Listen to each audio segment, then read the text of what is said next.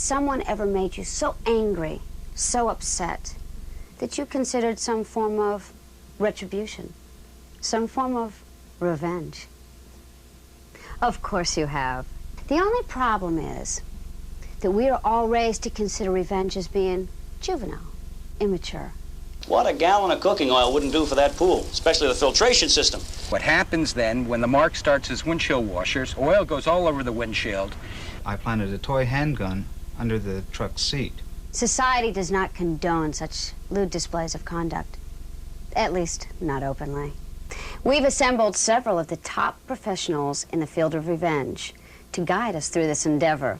Detective, could you give us some examples of revenge by mail? Revenge by mail is only limited by the person's imagination. Amazing. Once as Mark answers the phone, the man simply leaves the payphone's receiver hanging off the hook, effectively tying up his Mark's phone line for hours until the phone company can reconnect his service.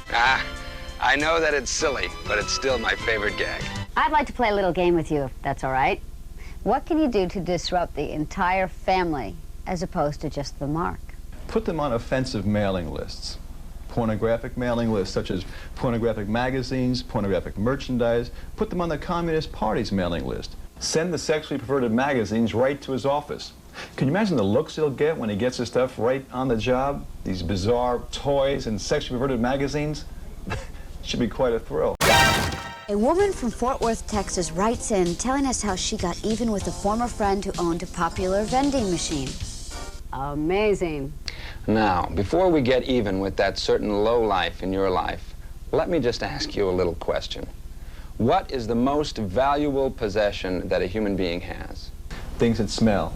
I mean, things that really stink.